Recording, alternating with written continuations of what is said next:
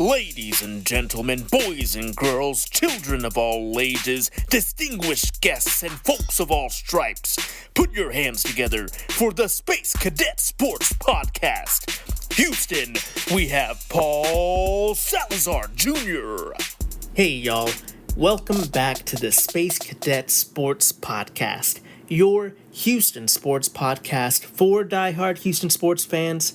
From a die-hard Houston sports fan, I'm Paul Salazar Jr., your favorite die-hard Astros fan podcaster. I am a sad man, a sad, frustrated, miserable man, at least today, and creative multi-hyphenate. Of course, I'm a Houston native, and I have the receipts to prove it. I've been to Miller Outdoor Theater, and honestly, most would say my career was all downhill from there. I've spent the last decade or so as a comedy writer in LA, and now I am podcasting. That's what happens when you hit 10 years out here. You turn vegan, and you are given a podcast. Welcome to said podcast. This is what my brother Jesse calls the Paul Broad Podball blog. Hey, brother, go ahead and check out spacecadetsports.substack.com for the full blog experience, or the full blog experience, depending on which way you look at it there, folks. I started Space Cadet Sports as a passion project because most media is infuriating as a die-hard long-term fan of the Houston Astros. Here we try not to be doom and gloomers, those sad fans of the Houston Astros that are always reactionary, nor do we try to be the national media haters that are just always looking for the negative spin, the way to knock this team down a peg. We love the team here and root for them, but we also want to discuss the ins and outs of the team without too much homerism. Keyword try. We try to be reasonable and not too hot-takey or reactionary. But now that playoff season, but now that the playoffs are here, it's time to meet playoff Paul, who you might notice he's a little bit different than regular season Paul, who tends to be a little bit more calm, cool, and collected, because regular season Paul knows that there's 162 games. Playoff Paul knows that there's only one more game tomorrow. We're recording this transmission here in sunny Los Angeles, much different than our disposition at the moment. I am joined by my co-host and co-producer, the Roz to my Frasier. Carla the dog is here with me. There is scrambled egg all over my face. She may get on mic from time to time. She's got the hot takes on the podcast normally, but today it may be hot take on hot take action here on this episode. We are recapping the first game of the wild card series of your Houston Astros hosting the Detroit Tigers in game 1 of the wild card series. The Astros dropped the game 3-1. Definitely at times it felt like a horrendous loss. At other times it felt like we were just about to win the game. It was a very dramatic and intense playoff baseball game that just did not go the way that Astros fans wanted. It definitely did not go the way that Carla had wanted. She was very frustrated by the lack of Astros offense. She loves watching the games with me, but usually that's because the Astros score some runs or have a home run or something. She knows that she gets, I'm trying not to say the TREAT word around her as she is in studio. Yeah, she's like, I know how to spell. I'm going to go sit by by where you keep all the jerky.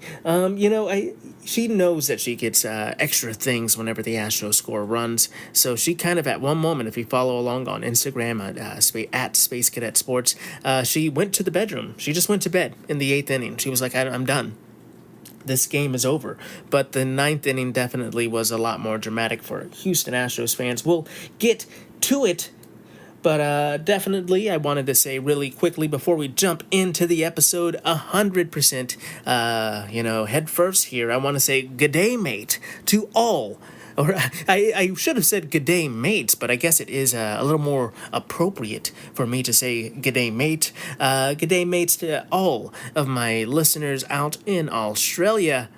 For those of you who have come back to the podcast, this isn't your first time. Welcome back. You know that I am in the top 105 in Australian sports podcasts. Actually, I need to qualify that. Australian sports subcategory, baseball podcasts. And it is a dream of mine to get to that top 100. I want to be top of the pops. So if you know any Australian friends that happen to also be Astros fans or Houston sports fans, go ahead and send them my podcast. I want to bump those numbers up and be in the top 100 of Australia baseball podcasts. Folks, definitely let me know if you find anybody, even if you hear somebody with an accent you think might be Australian, if they're New Zealand. Sure, we want their listens too. I don't want just Australians. Share this with as many friends as you want, but bonus points if they're Australian. Folks, let's talk about this game. Enough vamping. I have to get to it. It was a tough one. When I was in the previous podcast, when I was talking about this game, I feel like I was fairly accurate about a lot of things, but the one thing I was not accurate about was La Grasa. I was hoping that La Grasa was going to have a clásico, a great game from 2022, a throwback game for Framber. Unfortunately, he struggled pretty mightily in this game. His final stat line, he went 4 1/3 of an inning, picking up the loss in this game, giving up 7 hits, giving up 3 runs, 3 of those earned runs, 2 walks, and just 3 strikeouts in this game. Framber ended up pitching 78 pitches, and 48 of those were for strikes. So I thought that Framber was going to shove a little bit more. I think he battled. I think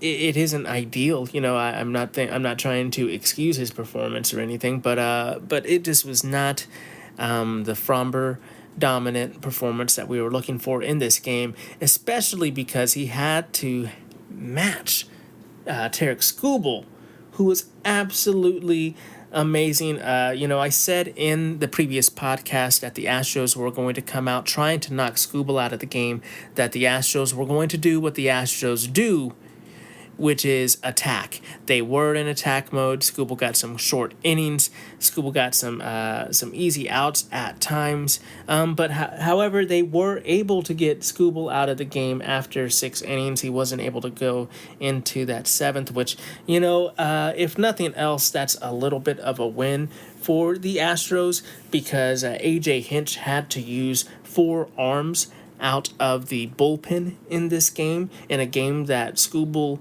went deep into and dominated. They still had to use some extra bullpen arms, and the rest of the way, A.J. Hinch is deploying a bullpen type approach. So the fact that he had to use some pitchers in this game, is probably one of the few positives that you truly have in this game, is that he did have to use 4 pitchers. However, Tarik Skubal had an amazing game. He pitched 6 innings in this game, only giving up 4 hits, only giving up 1 walk, and striking out 6 of the Houston Astros. 0 runs, obviously, 0 of them earned. Pitching that shutout in 6 innings against the Houston Astros. I'm not surprised. Obviously, when we in the last podcast, I was talking about Skubal. I was talking about how he essentially is the best pitcher in the league right now. He is the scariest pitcher out there to face. He is the AL Triple Crown winner, and he is going to win the Cy Young Award. Skubal is probably the least wanted matchup for anybody in the American League, and the Astros drew the Tigers. I really, when I go back and we kind of, I always check the receipts on the podcast. I don't go back and listen, but I just kind of make notes. I can't do that. Y'all can go back and listen. But But, when I checked the notes here, I was saying when we first had the matchup, perhaps that the Tigers were matched up against the Astros in the wild card, I was like, them or the Royals, I really don't have a favorite. What do you think? And that's not to be disrespectful to Skubal. I just thought that perhaps Framber would be able to pitch a little bit better than he did in this game. In this game that was so close, that those 3 runs really, made me nervous when that happened, when that really bad second inning happened and Framber gave up 3 runs. I got really nervous. I was feeling pretty bad because truly I thought it was going to have to be a pitching duel here, and the fact that Skubal started off strong, the fact that Framber put the Astros in a hole, I felt like was going to take the Astros' aggressive approach and kind of make them bat a little more aggressively, and that's how it felt to me, at least. Obviously, Skubal had to battle a little bit in this game. I'm not trying to say that, obviously Skubal had to throw 88 pitches through 6 innings. That's not nothing. It's not like he was just going 1, 2, 3 innings very easy all the time. But they were, at least he wasn't able to pitch a 7th inning, is what I'm saying. He did get 88 pitches thrown, but the Astros, it seemed like in a way they just made it easier for him and made his job easier with some of those easy outs with their aggression, and going in, being behind early in the game really kind of set that off and compounded those issues. I was saying in the previous podcast that I wanted the top of the order and the main hitters to keep that aggression, but the bottom of the order should potentially take it a little easier and let the top of the order do the damage and just try to get on base and pass the baton. In this game, one of the offensive lowlights, sadly, is Jeremy Pena, who was 0 for 3 with 3 strikeouts. Those 3 strikeouts were really tough. The Astros overall in this game struck out 10 times. Pena wore 3 of those. Caratini was the other person with double digit, with 2 strikeouts, with more than 1 strikeout is what I'm trying to say. He struck out twice. The Astros having 10 as a team is not good for a playoff game. Definitely not. The Astros were 2 for 7 with runners in scoring position and left 8 men on base. There were moments in the game that the Astros had men in scoring position. They just weren't able to execute. The biggest moments, of course, are going to be looked at in the 9th inning. The 9th inning, we had men on base. Pena hit a sacrifice bunt. While I am calling him out for being 0 for 3, he really did lay down an amazing bunt in the bottom of the 9th to advance the runners there. Let me kind of pull up my notes here, folks, so I get these names right here. Yeah, so let's just kind of we can recap that 9th inning there, because the Astros were down 3-0 at going into the 9th inning. So that was that was not a good feeling. The bottom of the 9th starts. Yordan Alvarez doubles on a fly ball. He gets to second base, and then Alex Bregman steps up, and Zach DeZenzo steps up and runs the bases for Alvarez. When Yordan was rounding first and going to second, part of me was like, oh man, take it easy. Don't hurt yourself, big guy. We need you to be hitting. So I was really happy that DeZenzo went in there as a pinch runner for multiple reasons, but Yordan was no longer at second. That was DeZenzo. And then Alex Bregman hits a single on a ground ball to the shortstop that just gets past them. Then Yainer Diaz showed up. Yainer Diaz almost struck out, but the ball hit the dirt before going into the catcher's mitt off of a foul tip, and Yainer Diaz stayed alive and was able to single on a ground ball to right field. Zach DeZenzo scores, and Alex Bregman went to second. Then Jeremy Pena came in, and like I said, he redeemed himself there by getting the sacrifice bunt down right in front of the pitcher by the catcher there in a very nice spot. But Jake Rogers, former Astros prospect that was traded to the Tigers, I believe he was traded to the Tigers in the Verlander trade there. But Jake Rogers had a great defensive play, actually able to throw out Jeremy Pena running to first. that was, I was hoping Pena wouldn't get an out there, but he still gets a sacrifice bunt. So, while we kind of throw some shade at him for 0-3, he did get a big bunt to help the Astros potentially score another run. At that point, it was 1-3. We have the tying run on second base. Victor Caratini comes up to the plate. You're wondering if this is another happy hour Caratini time. Unfortunately, he lines out to the left fielder there. For a second, I thought the hit was going to drop, but alack, it didn't. I was very frustrated, but it just hung up there way too long. And then coming back off of IL, we have Chas McCormick up to the plate. Chazzy Fizz takes a big walk. It was such a great at-bat. Seeing Chaz go up there and be selective, not expand the zone, and really battle in that at-bat in a clutch moment shows me that, one, his aggression issues in the beginning and middle of the season, and a little bit towards the end, the whole season. I'm sorry, Chaz, but the whole season you've been pretty aggressive. I think he would agree to that. And to see that, after he came back from his little stint in his very short stint in Sugarland, Chaz has been super selective. Whatever little changes he made have really been working, and he worked a big walk here for the Houston Astros to load the bases. And at this point, Carla is no longer in bed. She's joined me. She's excited. She was wearing her Astros hat for a while, and I turned to Carla, and I'm just like, Carla, this team didn't hit a grand slam this season. It would be really nice if this would be the grand slam moment. Jason Hayward steps up. He really has a pretty decent at-bat, as, he really works it there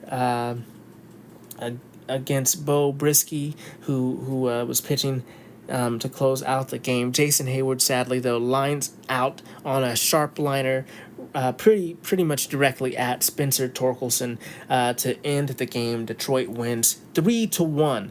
I really... it was so close to being a win. There were so many moments where you just think if that could have just broke the right way, the Astros would have won this game.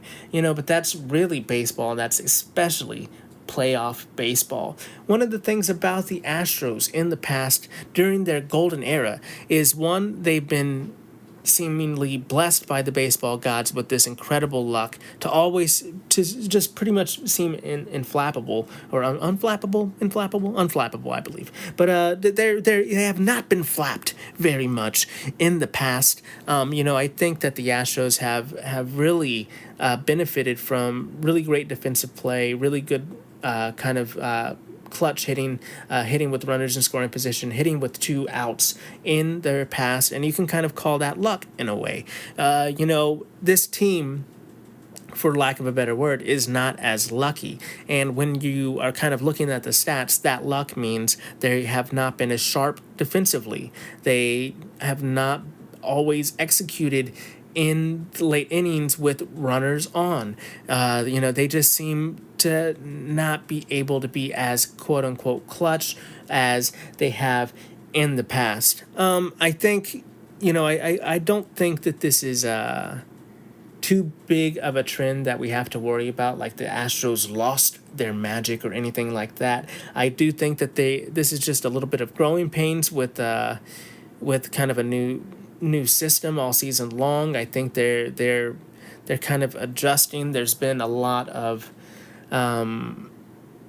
change this season with Joe Espada. I would say not like he's doing things different than Dusty Baker would, but kind of just a change in mentality. I think that they're perhaps this is time to truly consider our hitting coach. Alex Citrona, Alex Citron has worn a lot of criticism this season. Maybe it is time to kind of look to see if we need to shake it up there, if we, there's something to be said about having a different approach at the plate, because I've been preaching all season long. I like the aggression, that's what the Astros do, but sometimes you're looking for more patient at bats. This team has not worked a lot of walks this season, and in this game, obviously there were going to be a lot of strikeouts with the strikeout king, the Tiger King, Tarik Skubal, pitching, you didn't think there was going to be a lot of worked walks, but you were hoping that the Astros were going to be able to work a couple more walks, or if nothing else, figure out a way to score more than one run and get some hits in with runners in scoring position. So that's definitely been frustrating. I think, I think as we're looking forward here, the Astros are going to sharpen up. I think, when I said in the previous podcast that I thought that this was going to be a 3-game series, in a subtle way, that was me saying I think the Astros are going to lose one of these games. And when you really think about that, when I'm analyzing my own analysis, when we're looking, Playoff Paul here is an analytical guy. I'm analyzing my own analysis. So when we're looking at what I'm saying here, what I'm saying is, if the Astros are going to have a 3-game series here, that means that they're going to lose a game. If they're going to lose a game, that most likely to lose game is going to be the one where the Cy Young award-winning pitcher starts. So this was the Tigers playing with house money. In a way, this kind of was a trap game.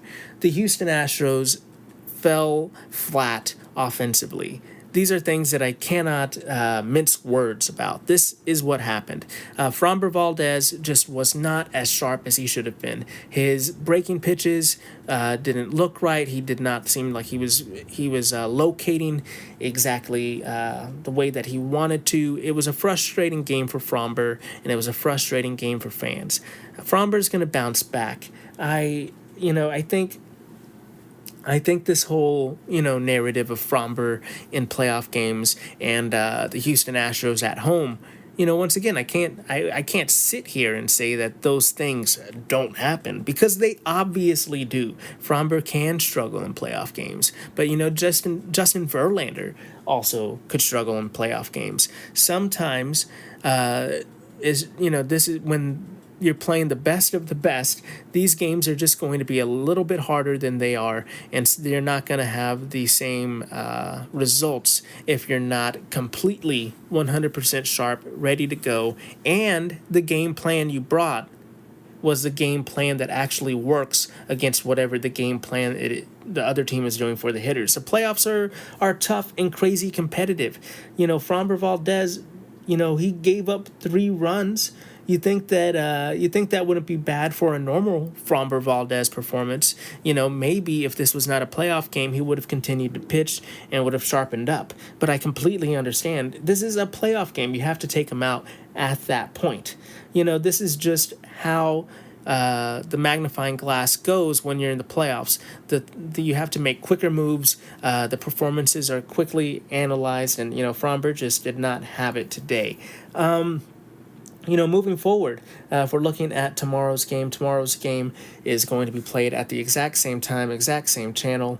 I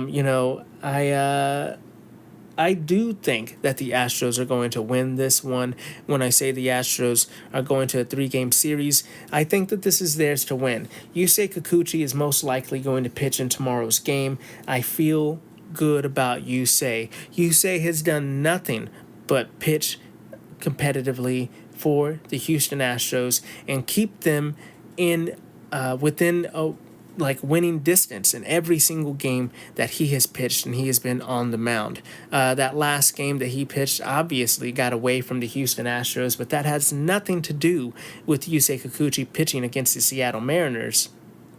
That game had everything to do with the Houston Astros defense and the Houston Astros offense not picking Kikuchi up.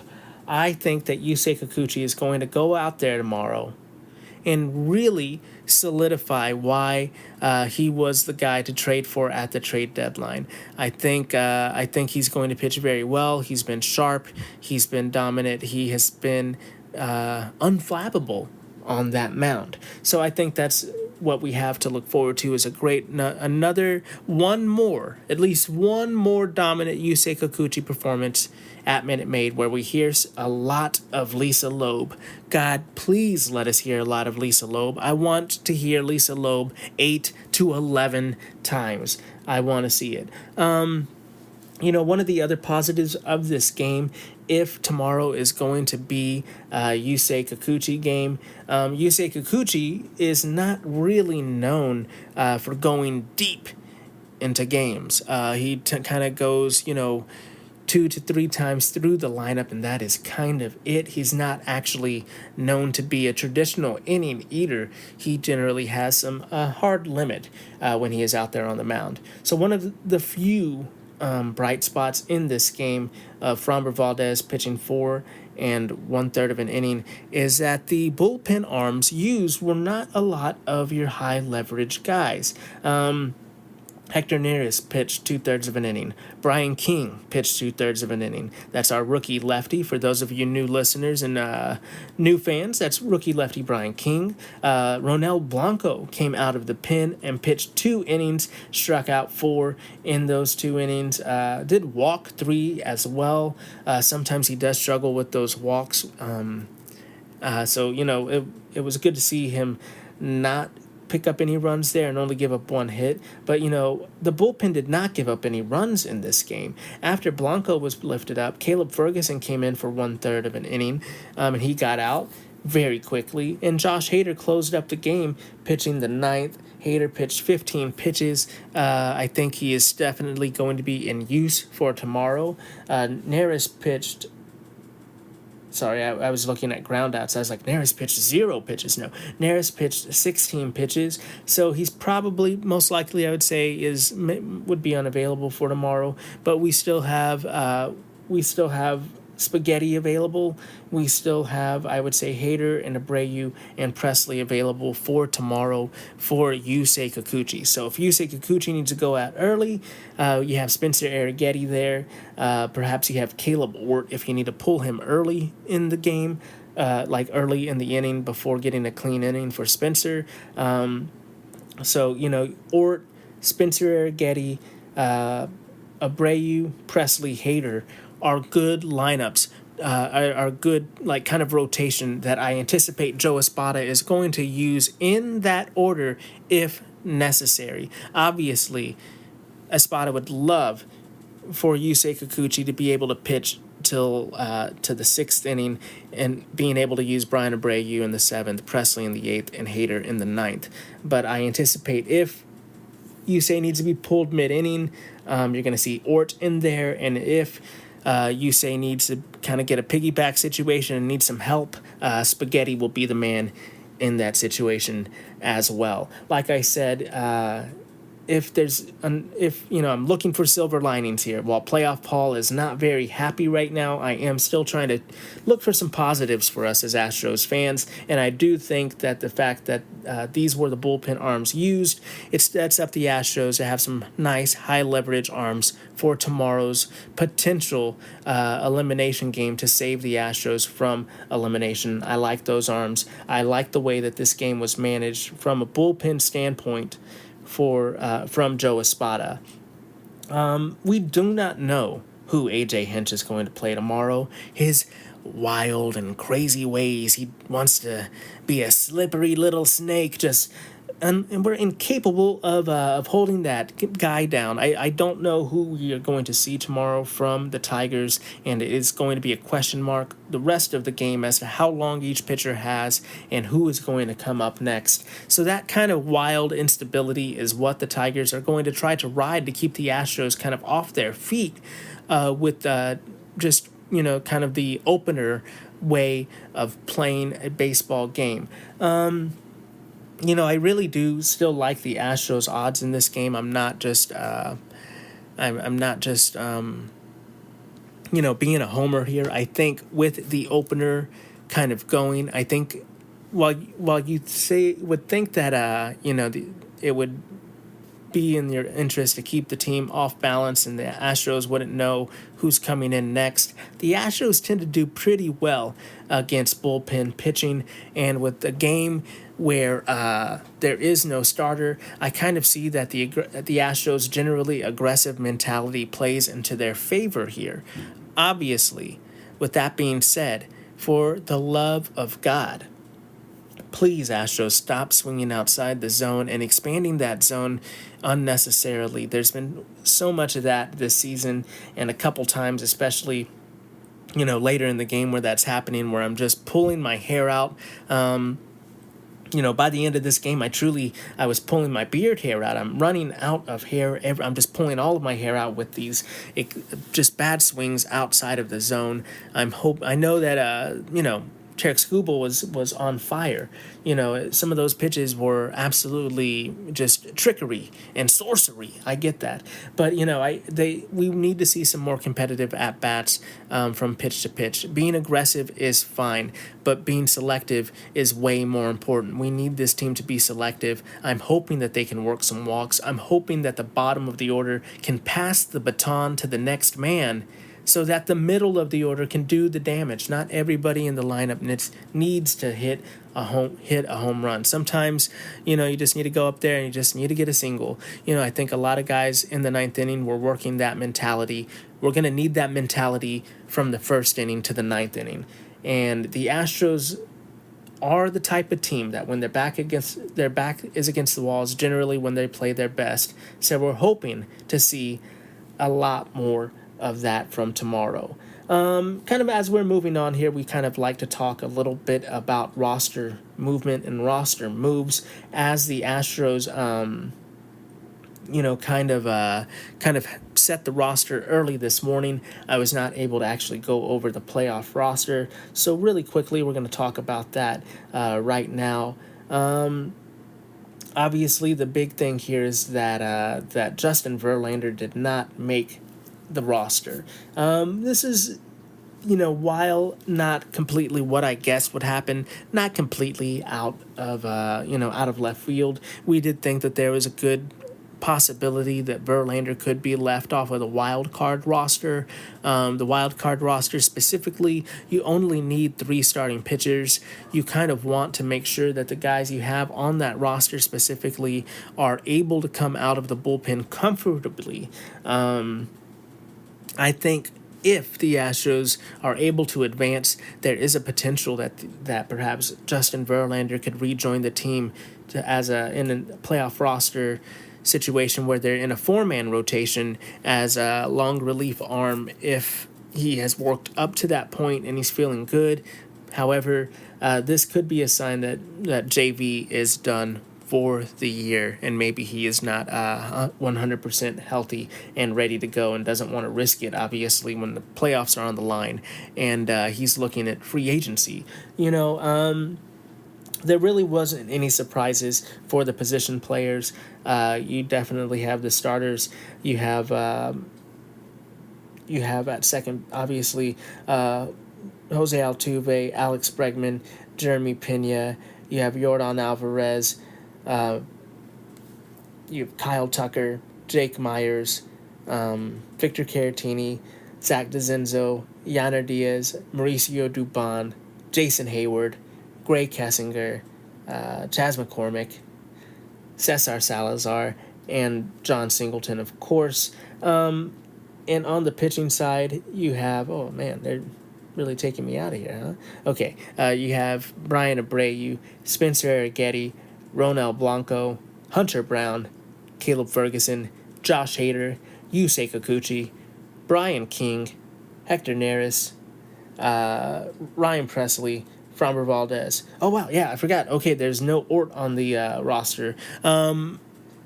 So yeah, that definitely makes my my projection for tomorrow very, very silly. Yeah, I think obviously instead of Ort coming in for that innings kind of mop up if Yusei needs it, obviously the answer would be Spencer Arrighetti coming in early or just going for whoever is feeling the best.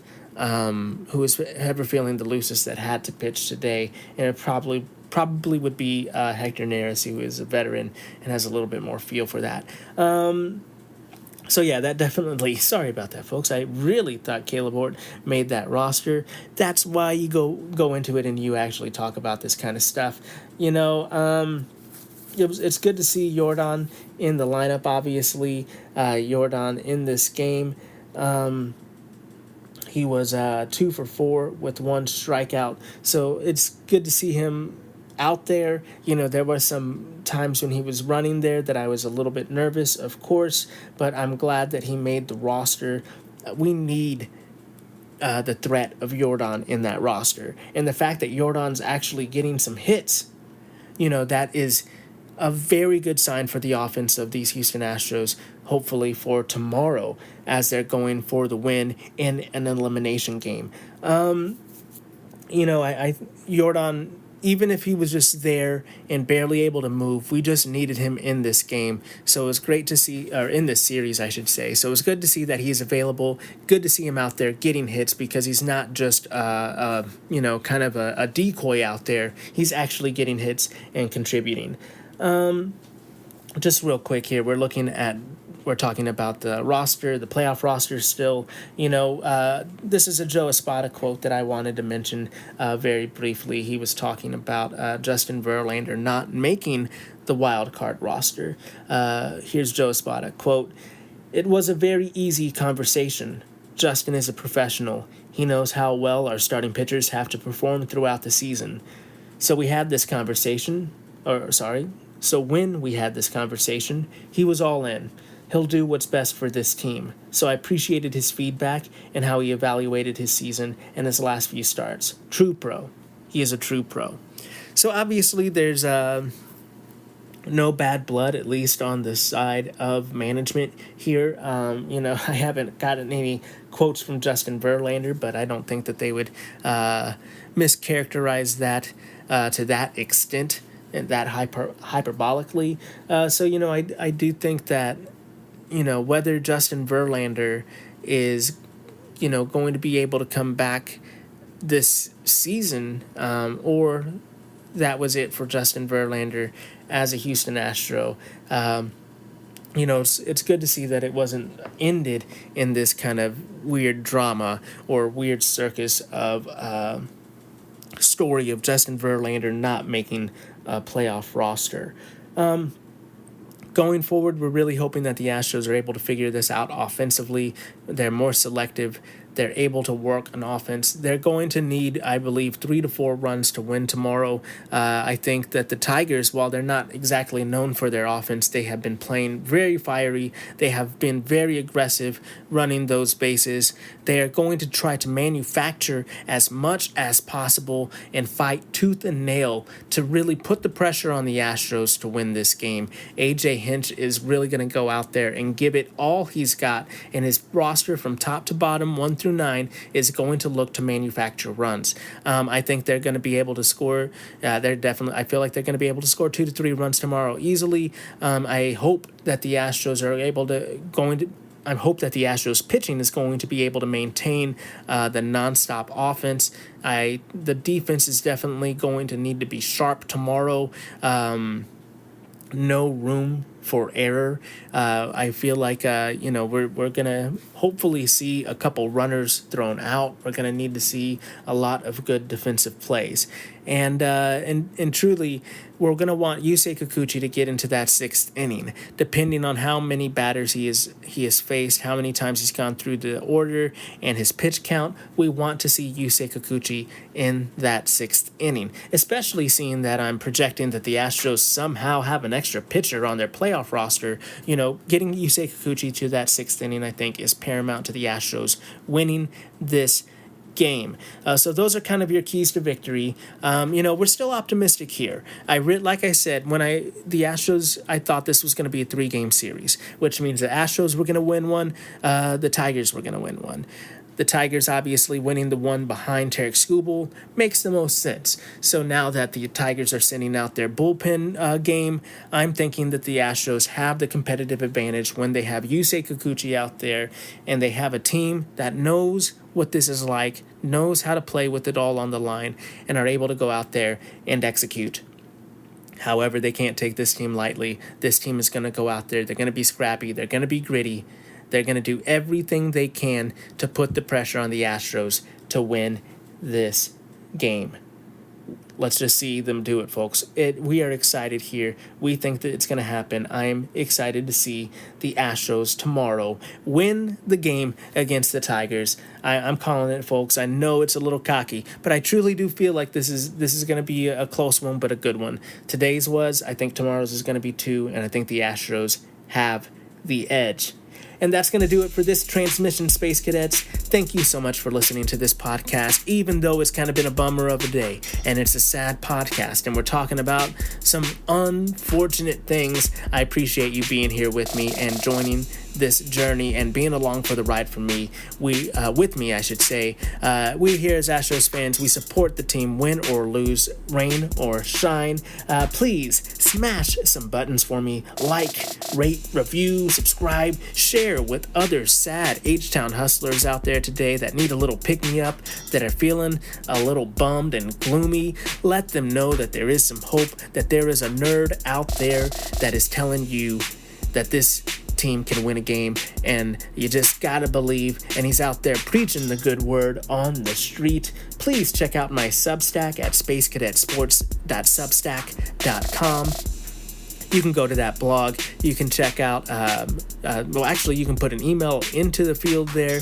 You get every single article, every meme dump, every podcast, an occasional video podcast, very occasional, but rare, I should say. But we're going to try to do them more frequently here.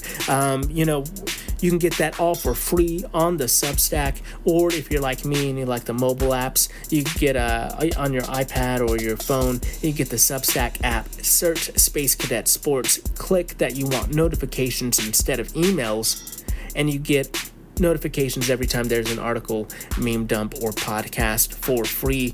And if you want to support the podcast, if you want to help out with treats for Carla or recording equipment or bandwidth here, you can support the podcast by clicking on the Spooky Season Special and becoming a subscriber.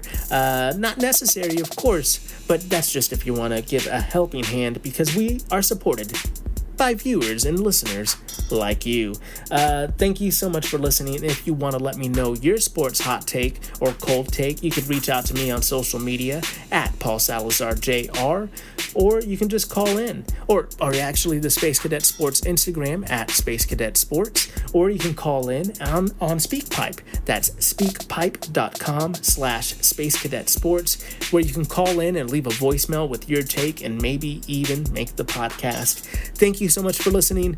It's been a tough one, but remember, be the best that you can be. Keep your head up, kid. And as always, vamos Astros.